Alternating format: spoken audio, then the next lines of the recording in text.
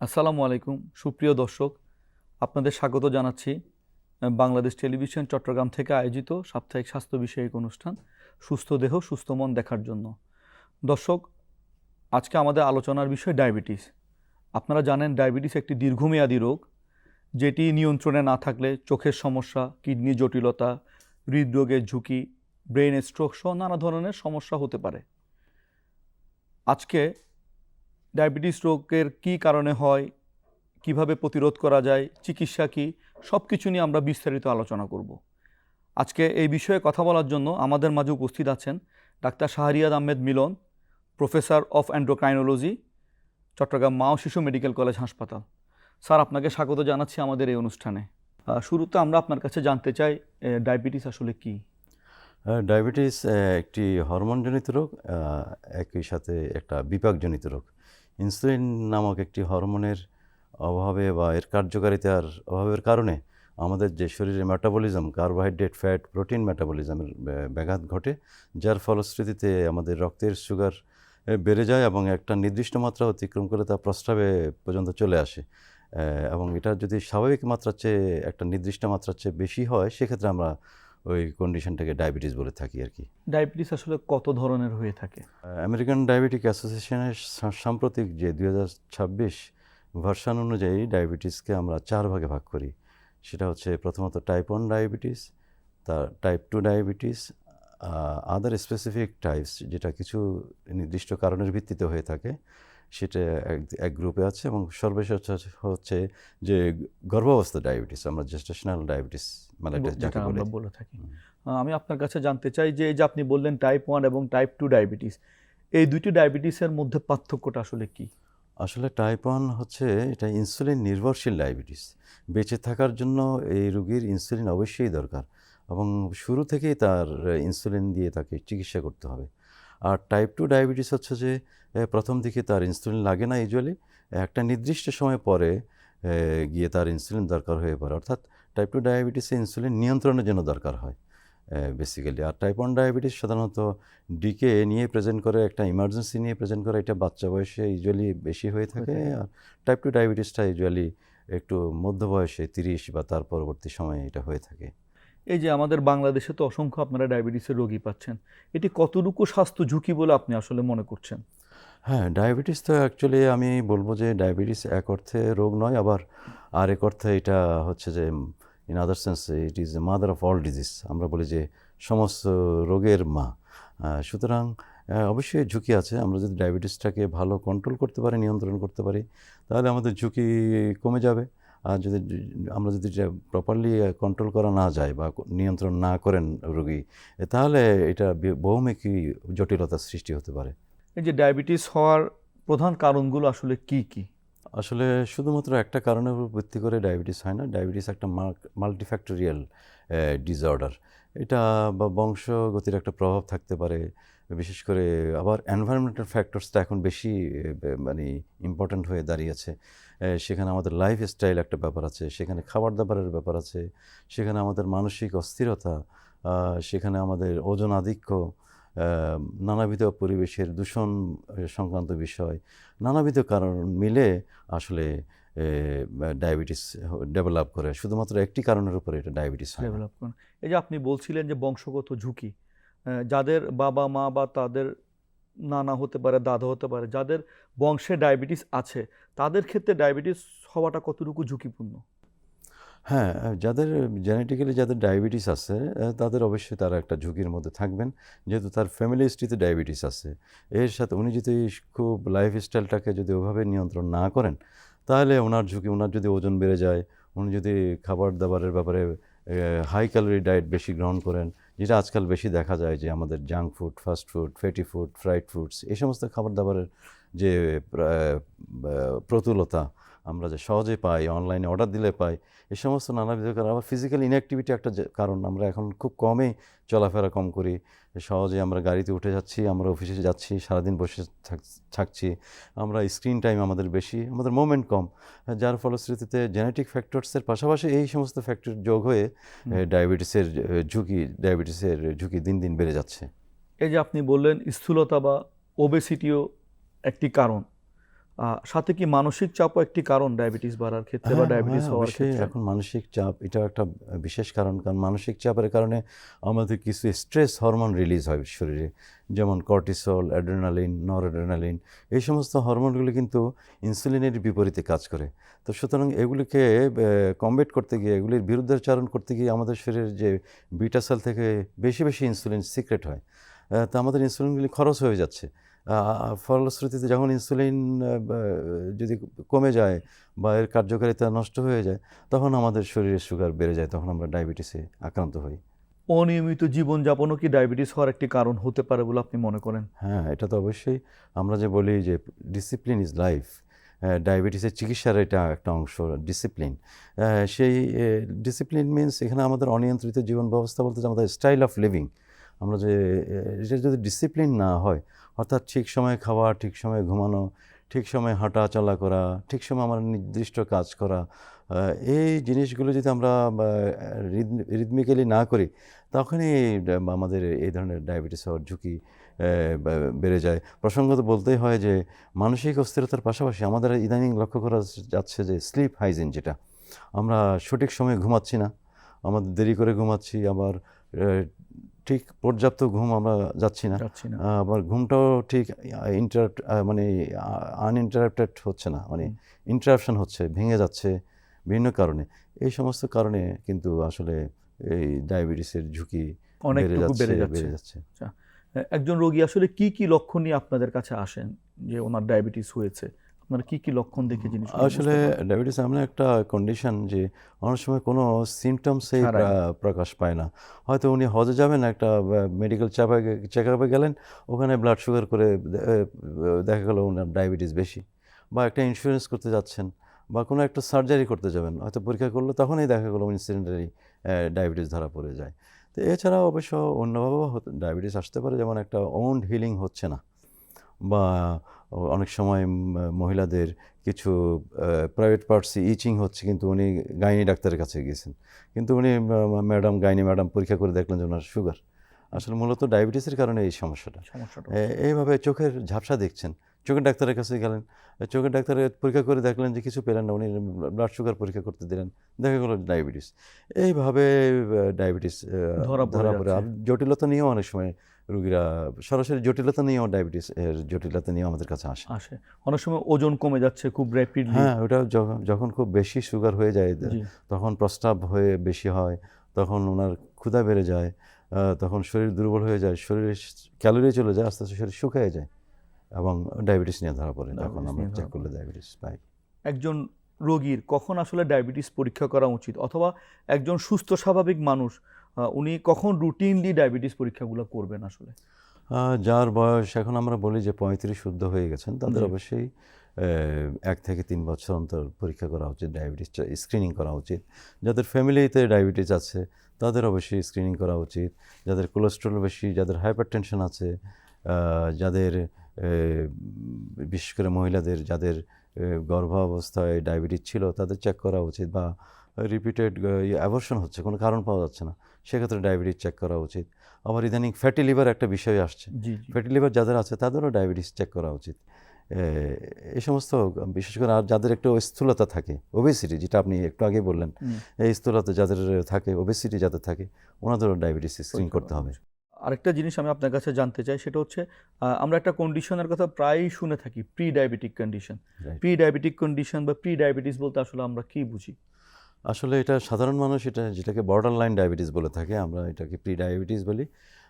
Pre diabetes actually দুইটা sense আমরা ব্যবহার করি। একটা হচ্ছে ইম্পেয়ার্ড ফাস্টিং গ্লাইসেমিয়া, আমাদের যদি খালি পেটের সুগার যদি 100 থেকে 125 মিলিগ্রাম অথবা 5.6 to 6.9 মিলিমোলের মধ্যে হয়, এটাকে আমরা বলি ইম্পেয়ার্ড ফাস্টিং গ্লাইসেমিয়া। এটা একটা প্রি ডায়াবেটিস। আরটা হচ্ছে যে পোস্টপান্ডিয়াম, অর্থাৎ খাওয়ার পরে বা গ্লুকোজ খাওয়ার পরে এটা যদি আমরা 140 মানে দ্যাট মিনস 139 বা 7.7 মিলিমোল পর্যন্ত যদি থাকে, তাহলে নর্মাল 7.7 ক্রস করে গেছে, 7.8 থেকে 11 পর্যন্ত আমরা এটাকে প্রি ডায়াবেটিস বলি। অর্থাৎ 140 মিলিগ্রাম ওদিকে 199 মিলিগ্রাম পার্সেন্টের মধ্যে হলে আমরা এটাকে প্রি ডায়াবেটিস 200 মিলিগ্রাম বা 11.1 মিলিমোল টাচ করলো বা এর উপরে গেলে ওটাকে আমরা আবার ডায়াবেটিস বলি। এই যে প্রি ডায়াবেটিসের ক্ষেত্রে মানে রোগীর কি কোনো সতর্কতা সংকেত আছে কিনা, যে আমরা কি কি লক্ষণ দেখে বুঝবো যে ওনার প্রি ডায়াবেটিক স্টেজ উনি আছেন? হ্যাঁ, এটা খুবই গুরুত্বপূর্ণ। আসলে ডায়াবেটিস তো একবার হয়ে গেলে তো এটা চলে যায় না। Once diabetes always diabetes. সুতরাং ডায়াবেটিস কিউরেবল না, কন্ট্রোলেবল। সুতরাং প্রি ডায়াবেটিস অবস্থা যদি আমরা ধরতে পারি তাহলে এটাকে প্রতিরোধ করা যায়, ডায়াবেটিস প্রতিরোধ করা যায়, অর্থাৎ আমরা পূর্ব অবস্থায় ফিরে আসার সম্ভাবনা আছে। সাধারণত আমরা যদি ফ্যামিলি হিস্ট্রি থাকে, আমরা যদি তার ওজনাধিক্য থাকে এবং তার যদি কোলেস্ট্রল বেশি থাকে, তখন যদি আমরা একটু সতর্ক হই, আমরা যদি ওজিটিটি করি, তখন আমরা সহজেই তার প্রি ডায়াবেটিস কন্ডিশনটা ধরে ফেলতে পারি।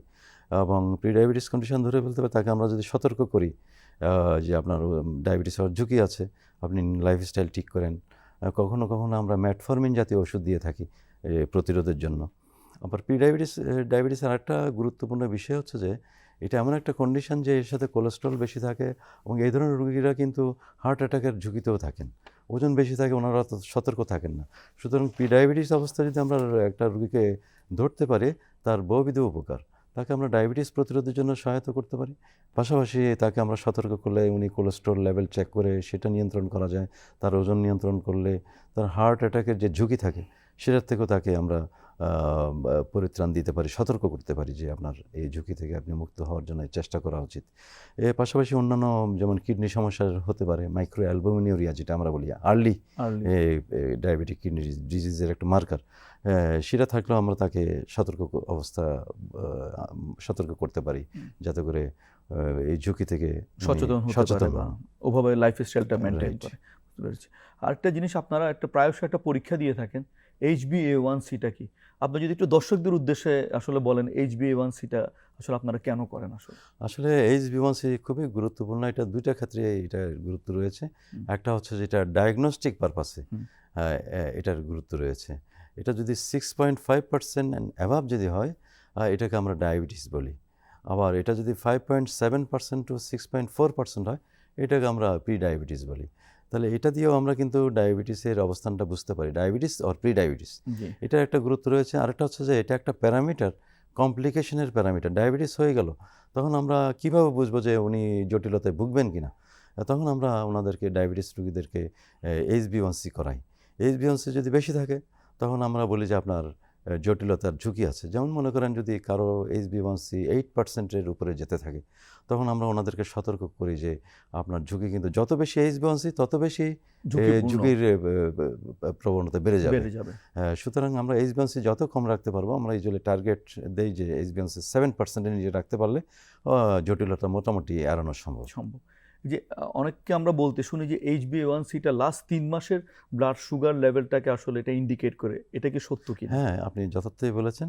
আসলে আমাদের HbA1c যেটা হিমোগ্লোবিনের সাথে রিলেটেড, আমরা জানি আরবিসির লাইফ স্প্যান 3 থেকে 4 মাস।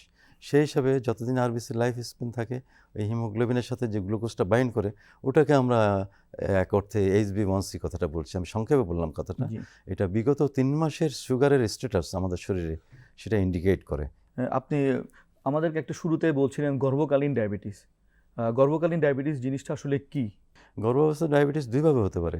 একটা হচ্ছে যে ওনার আগে থেকে ডায়াবেটিস, উনি এখন নতুন গর্ভাবস্থা ধারণ করেছেন, এটা একটা কন্ডিশন। এটার ঝুঁকিটা আরও বেশি থাকে কারণ গর্ভাবস্থার প্রথম 3 মাস 12 সপ্তাহের ভিতরে আমাদের যে বেবির যে ডেভেলপমেন্টটা হয় ওটা একটা ডিফেক্টিভ ডেভেলপমেন্ট হয় যদি কন্ট্রোল না থাকে, যার ফলে বেবির জটিলতা বিভিন্ন জন্মগত যে ত্রুটিগুলি হয় সেই ত্রুটিগুলি নিয়ে জন্মগ্রহণ করতে পারে। আরেকটা কন্ডিশন হচ্ছে জেস্টেশনাল ডায়াবেটিস, যেটা আগে ডায়াবেটিস ছিল না কিন্তু গর্ভাবস্থার পরে ইউজুয়ালি মিড ট্রাইমাস্টারে গিয়ে এই জেস্টেশনাল ডায়াবেটিসটা ধরা পড়ে। কারণ ওনার যে প্লাসেন্টাল যে হরমোনগুলি আছে ওটার এক্সেসের কারণে কারো ক্ষেত্রে এই ডায়াবেটিস ডেভেলপ করে থাকে, যেটাকে আমরা গর্ভাবস্থায় ডায়াবেটিস বলি।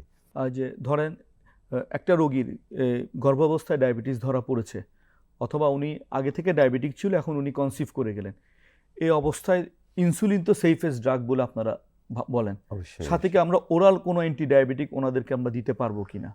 গর্ভাবস্থায় একমাত্র ওষুধ হচ্ছে এখনও পর্যন্ত স্বীকৃত আমেরিকান ডায়াবেটিক অ্যাসোসিয়েশন এবং আদার্স অন্যান্য যে সমস্ত গাইডলাইনগুলি আছে, সেখানে ইনসুলিনই একমাত্র ডায়াবেটিসের গর্ভাবস্থা ডায়াবেটিসের চিকিৎসা। তবে এখানে একটা কথা আছে, যারা আগে থেকেই হয়তো যেটা আমরা বলতাম পিসিওএস, এখন এটাকে বলা হয় পিএমওএস, এই রোগে এই আক্রান্ত থাকেন এবং ওরা প্রেগনেন্সি কনসিভ করেন, তারা অনেক সময় মেটফরমিন জাতীয় ওষুধ খেয়ে থাকেন। সেই ক্ষেত্রে আমরা প্রথম 3 মাস পর্যন্ত আমরা এই মেটফরমিন কন্টিনিউ করতে বলি, অর্থাৎ প্রথম ট্রাইমেস্টারের পর্যন্ত মেটফরমিন সেফ। কিন্তু সেকেন্ড ট্রাইমেস্টার এবং থার্ড ট্রাইমেস্টারে আসলে কোনো ওষুধের ওরাল কোনো ওষুধই দেওয়া যাবে না, সুযোগ নেই। মূলত ফার্স্ট লাইন ড্রাগ হিসাবে সবসময় ইনসুলিন। এই যে গর্ভাবস্থায় ডায়াবেটিস যখন একজন মায়ের ধরা পড়লো, যখন বাচ্চা ডেলিভারি হয়ে যায়, এই রোগীগুলোর কি ডায়াবেটিস কি চলে যায়, নির্মূল হয়ে যায়, নাকি থেকে যায়? পরবর্তীতে আমরা আফটার ডেলিভারি আমরা ওনাদেরকে অবজার্ভ করি এবং 1 থেকে 3 মাসের মধ্যে গাইডলাইন অনুযায়ী বলা হচ্ছে ওনাদেরকে আমরা আবার একটা ওজিটিটি করি, উনি কি ডায়াবেটিস থেকে মুক্ত হয়ে গেলেন কিনা। ওজিটিটাই ইন্ডিকেট করবে আসলে উনি ডায়াবেটিস থেকে মুক্ত হয়েছেন। তাই বেশিরভাগ ক্ষেত্রেই অলমোস্ট 90 to 95% কেসে যারা গর্ভাবস্থা ডায়াবেটিস ডেভেলপ করে তারা মোটামুটি এটা কিউরেবল হয়ে যান। তবে তারা ঝুঁকির মধ্যে থাকেন, ভবিষ্যতে কোনো এক সময় গিয়ে উনি যদি প্রপারলি লাইফস্টাইল মেনটেন না করেন, ওনার ওজন যদি বেড়ে যায়, উনি যদি ঠিকভাবে খাদ্য তালিকা মেনে না চলেন, ডায়াবেটিস হওয়ার ঝুঁকি থেকে যাবে। এই যে আপনি খাদ্য তালিকা নিয়ে কথা বলছেন, ডায়াবেটিস রোগীর আসলে প্রপার খাদ্য তালিকা আসলে কি ধরনের হওয়া উচিত আর কি? হ্যাঁ, ডায়াবেটিসের খাদ্য তালিকা একদম যে সবসময় এটা অনেক এক্সপেরিমেন্ট হয়ে গেছে, বাট এখন পর্যন্ত এটা হচ্ছে সুষম খাবার, যেটাকে আমরা বলি ব্যালেন্স ডায়েট, সেটাই একটা আইডিয়াল খাবার ডায়াবেটিস রোগীর জন্য। ব্যালেন্স ডায়েট বলতে যেটা আমরা একটা নির্দিষ্ট পরিমাণ কার্বোহাইড্রেট, যেটা 35 to 45%, 20% প্রোটিন, আর বাকি 30 to 35% ফ্যাট থেকে আসবে। আমাদের দেশের প্রেক্ষাপটে আমরা কিন্তু কার্বোহাইড্রেট বেশি গ্রহণ করি, জি, এই জন্য আমাদের ঝুঁকি বেশি। কমপক্ষে কয়টা মিল বা সারাদিনে কয়বার ওনার আসলে খেতেই হবে, ওরকম একটা ইস্যু থাকে? হ্যাঁ, ডায়াবেটিক ডায়েট একটা খুব ইম্পর্টেন্ট। এটা হচ্ছে যে আমরা 3টা মেইন মিল আর 3টা স্ন্যাক্স ইন বিটুইন। আমরা হয়তো সকাল, দুপুর আর 3 বেলা আমরা প্রধান খাবার খাই, আর মাঝখানে আমরা 11টার দিকে হালকা একটা নাস্তা, বিকাল 5টায় একটা স্ন্যাক্স, কারো ক্ষেত্রে ব্যাড টাইমে আমরা একটা স্ন্যাক্স বলে থাকি। যারা বিশেষ করে যারা ইনসুলিন নেন তাদের জন্য এটা বেশি প্রযোজ্য। আমাদের দেশে ধরেন একটা কথা বা প্রচলিত আছে যে ডায়াবেটিস রোগীরা যদি একবার ডায়াবেটিস হয়, একেবারে চিনি বা মিষ্টি জাতীয় খাওয়া খেতে পারবে না। এটা আসলে কতটুকু সত্য, বা এটা আসলে সব রোগীর ক্ষেত্রে প্রযোজ্য কিনা? আসলে ডায়াবেটিস রোগীরা আসলে না কথাটা শুনতে চান না। তো আমি এই কথাটা এভাবে বলবো না। আসলে চিনি এমন একটা জিনিস, এখানে সরাসরি সুগারটা আমার রক্তে পৌঁছে যাচ্ছে। সুতরাং আমরা সুগারটাকে ওইভাবে অ্যালাউ করি না। এই জন্য আমাদের বিকল্প চিনির ব্যবস্থা আছে, যেটা সুমিষ্টকরণ, খাবারকে মিষ্টি করার জন্য। ওটা চিনি না, বাট এটা হচ্ছে যে সুইটেনার আমরা বলি। এটা এফডিও অ্যাপ্রুভ করা আছে একটা পরিমাণ মতো। তো সরাসরি যদি আমরা বলি যে অ্যাকচুয়ালি চিনিটা আমরা ওইভাবে অ্যালাউ করতে পারি না। তবে কিছু স্কুল অফ থট আছে যে হয়তো 5 গ্রাম অনেক সময় অ্যালাউ করার কথা বলে, বাট আমরা এটাকে অ্যাডভোকেট করি না, যেহেতু এটা রোগীদেরকে এভাবে উৎসাহিত করা যাবে না। অর্থাৎ এক কথায় বলতে গেলে আমরা চিনিটা নিরুৎসাহিত করা উচিত, এই জন্য বিকল্প চিনির ব্যবস্থা রাখা হয়েছে। আর ফলের ক্ষেত্রে রোগীরা আসলে কি কি ধরনের ফল খেতে পারবেন? এটা একটা খুব গুরুত্বপূর্ণ সময়। এখন তো মৌসুম, আমাদের যে মৌসুমি ফলের বাহার এখন শুরু হয়েছে বাজারে। আম একটা খুবই সুমিষ্ট ফল, এখানে আমে কিন্তু খুব রিফাইন্ড সুগার থাকে। সুতরাং আমের যে পরিমাণটা বলা হয়েছে এটা আসলে খুবই কম। এই জন্য আমরা একটু ফলের ভিতরে আম, কাঁঠাল এগুলো একটু নিরুৎসাহিত করি। আর সবজির ভিতরে আলু, এটার ভিতরে সুগার বেশি। সুতরাং অন্যান্য ফল আপনার যেগুলি আঁশযুক্ত, আপেল, নাশপাতি, পেয়ারা, পেঁপে, যে কোনো একটা মিষ্টি ফল উনি খেতেই পারেন। এই যে ডায়াবেটিস রোগীদের ক্ষেত্রে আপনার হাঁটা কিংবা ব্যায়াম কতটুকু জরুরি? হাঁটা একটা one of the most important pillar of management of diabetes. ডায়েটের এবং ড্রাগের মাঝখানে প্রতিদিন একজন ডায়াবেটিস রোগীর 30 থেকে 45 মিনিট হাঁটা উচিত, যেটা আমরা রোগীদেরকে পরামর্শ দিয়ে থাকি। রোগীরাও শুনেন, কিন্তু অনেকে পালন করতে চান না। তো আমি বলবো এটা আসলে একটা অভ্যাসের ব্যাপার। এইটা কিন্তু অভ্যাসটা গড়ে তোলা উচিত। বিশেষ করে আমাদের মানে আমরা অবজার্ভ করেছি, লক্ষ্য করেছি যে মহিলারা বিশেষ করে ঘরের অনেক কাজ করেন, কিন্তু ওনারা আসলে হাঁটতে চান না। চান না বা হাঁটতে, উনি তো মনে করেন যে আমি তো অনেক কাজ করছি, এটা বোধহয় ব্যায়াম হয়। আসলে না, ডায়াবেটিসের ব্যায়াম হচ্ছে আমার জায়গা থেকে নড়তে হবে, মানে আমাকে হাঁটতে হবে, walking, running, swimming, cycling, jogging, এগুলো হচ্ছে ডায়াবেটিসের আদর্শ ব্যায়াম। তো আমার মনে হয় যে আমরা ডায়াবেটিস রোগীদেরকে অবশ্যই এই ব্যাপারে সতর্ক হওয়া উচিত। হাঁটার ব্যাপারটা, অনেকে ডায়েট খুব ভালো মেনটেন করেন, ওষুধও ঠিকমতো খাচ্ছেন, কিন্তু উনি প্রপারলি হাঁটছেন না, যার কারণে ভালো কন্ট্রোলটা ভালো হচ্ছে না। আপনি এখন দর্শকদের উদ্দেশ্যে কিছু বলে দর্শকদের থেকে বিদায় নেবেন। ডায়াবেটিস কিন্তু একটি দীর্ঘমেয়াদী রোগ, এটা কিন্তু ভালো হওয়ার রোগ না। তবে আপনারা একটু সতর্ক থাকলে আমরা আমরা এটাকে 3 ভাগে বলতে পারি: primary prevention, secondary prevention, tertiary prevention.